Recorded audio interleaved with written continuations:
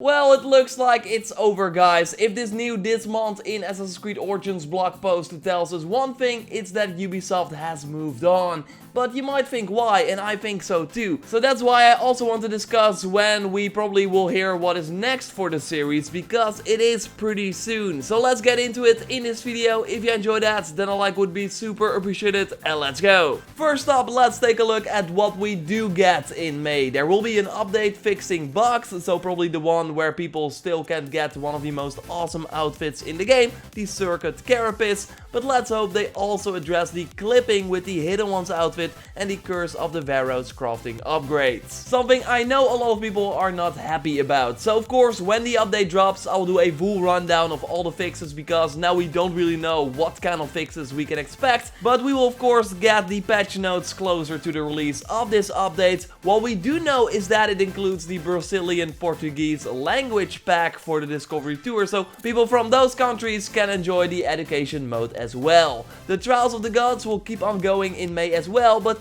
just like the previous month, if you already got all the 3 Anubis sets, there is no reason to bother with these gods. So that's why I'm happy that in retrospect we did not get the Jackal's Gaze at the end of the trials, but earlier, because otherwise we would get this amazing bow, but there was no real reason to use it for new content. And yes, that is of course if you played the game before update 1.10, otherwise the Trials of the Gods was the only way you could get it. The rest of the blog post looks back at Origins, the content drops they released, the things that the community asked for and they created, like the New Game Plus mode and the enemy auto-scaling and the Nightmare difficulty. The best features in my opinion. Especially the enemy scaling is something I loved for my videos as well, so I could just pick a different camp each time and still have a challenge, so you would have some variation in the videos as well. But yeah, they of course mention way more the Final Fantasy crossover, 2 big expansions and the Horde mode, and while I think they did a great job with most of the content, the Horde mode was a big letdown overall, simply because of the lack of rewards. While they did introduce new weapons and a gladiator outfit that you could only buy for real world money,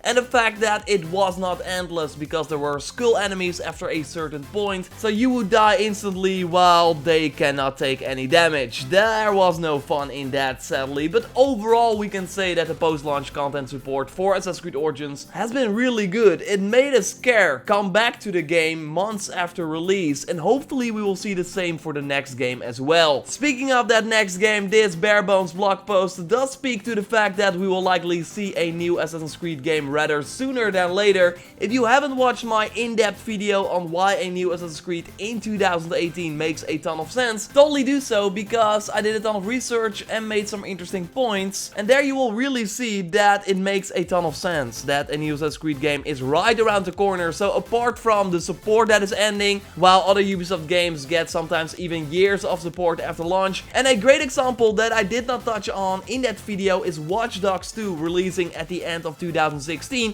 while Origins was of course released at the end of 2017. It even got like a ton of content in June and an update in August. Sure, there were some multiplayer elements in place there, but single player content also happened in May, while here we are with Assassin's Creed Origins in May and it's really quiet, while of course in April only PC players got an awesome new feature. And Assassin's Creed Origins did way better in terms of sales than Watch Dogs 2, so why support Watch Dogs 2 longer? I can go on for hours about this, why I think it makes sense, and I can totally see that 2018 is too soon, but then I think this fiscal year, so before April 2019, early 2019 makes a ton of sense. And we will likely hear more on May 17th, because that is when Ubisoft will be doing their financial reports for the previous year, but also look ahead, and very likely we'll share more on the future of the Assassin's Creed series. We still know that there are 2 unannounced games slated to hit before April 2019, alongside Skull and Bones and The Crew 2,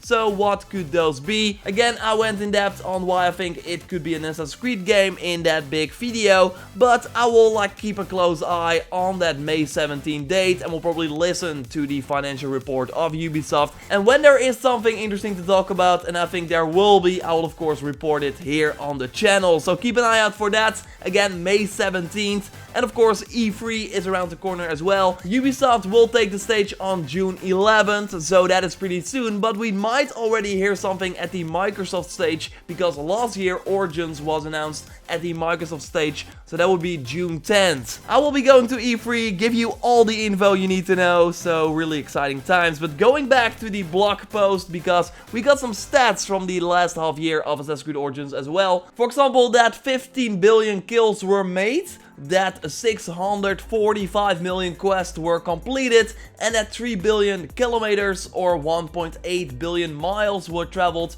if my calculation on the internet is correct.